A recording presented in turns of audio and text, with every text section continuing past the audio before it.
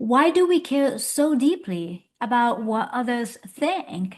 Because at our core, we all want to belong. We want to please our parents and we want to be told that we're good and that there's nothing wrong with us. Belonging is wired into our very biology as human beings. It kept our ancestors alive. Back in the day, rejection meant exile from the tribe, and exile meant death. But in the modern world, belonging has a price. And most of us have learned to trade authenticity for acceptance. We silence our truth just to be safe inside our very confining modern day tribes, inside our families, our communities, even our ideologies. And we hide our light because we've fundamentally confused visibility and danger. For example, let's say you're an accountant who secretly wants to be an artist.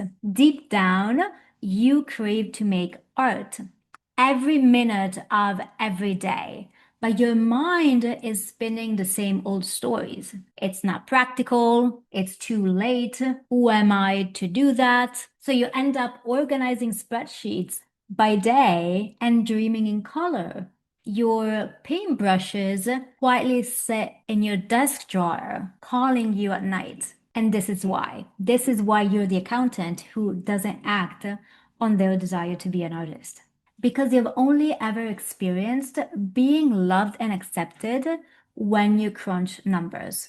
Your psyche does not believe, your psyche doesn't have any evidence that you can be loved for who you actually are, regardless of your job. Being loved for who you truly are. This is such a radical idea for most people. The idea that you could be loved as an accountant or loved as an artist, it doesn't really make a difference. But you don't know that yet because you've built your identity on the conditions of belonging to the tribe versus belonging to the self. And over time, our souls become like caged birds, quietly and secretly singing in the night. And here's the truth that most people don't tell you.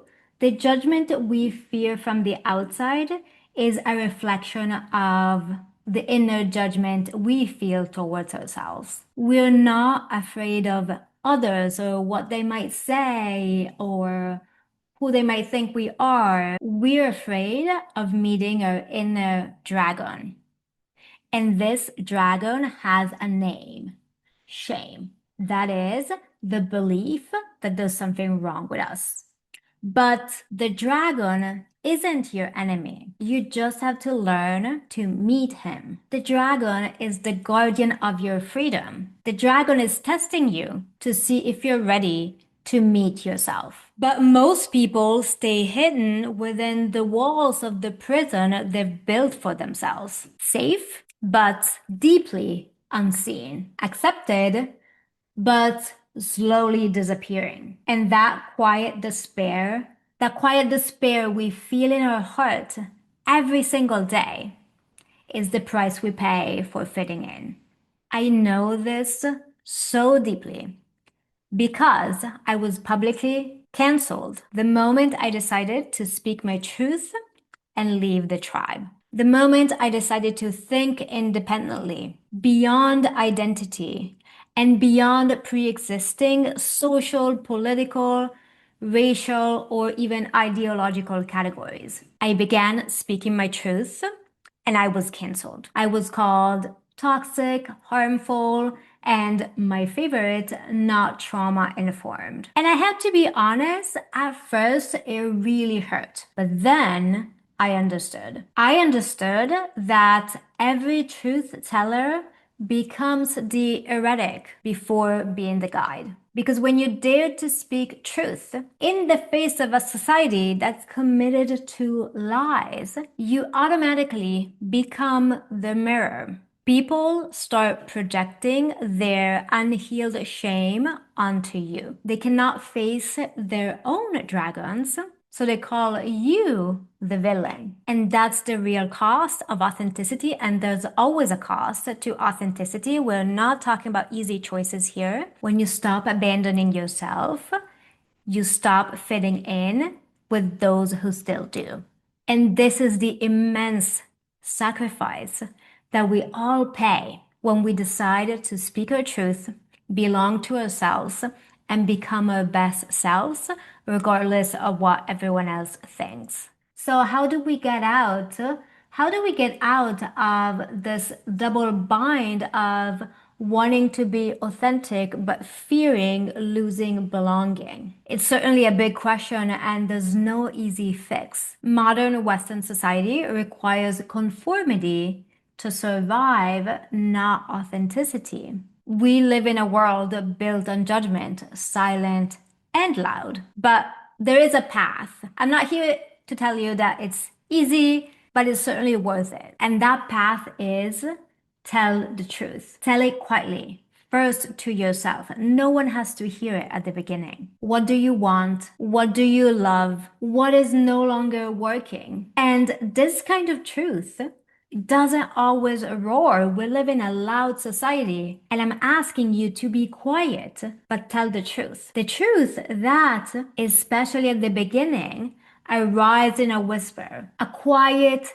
click inside your heart that silently reorganizes your entire life. The gentle invitation to finally pick up the paintbrush that you've forgotten in your desk drawer. It takes a lot of courage to admit your own truth to yourself. And once you do, that truth, and you can start very small, I call them micro truths.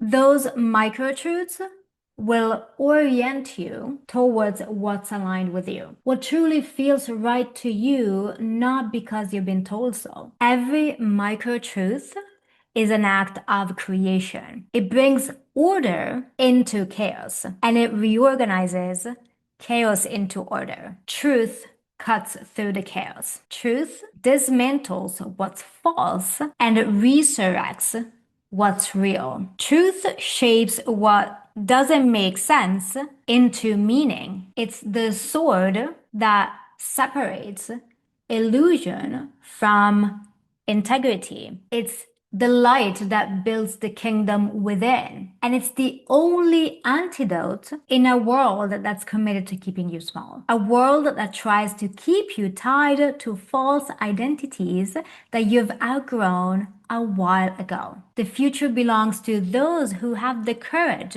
to express their own truth.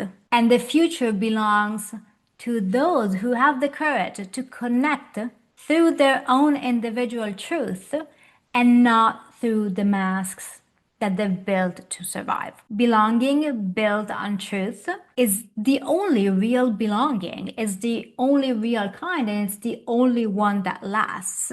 But first, you have to make sure that you tell the truth so that you can belong to yourself. So, my real wish for you is this. Find people who love the real version of you, not the one you've built to survive. I bet that when you find these people, your fear of judgment dissolves naturally because truth, your truth, and their truth, and again, they don't have to match, truth will have taken its rightful throne within you. So remember, truth sets you free. So tell the truth, become yourself. This is Dr. Claudia with the art of becoming your best self.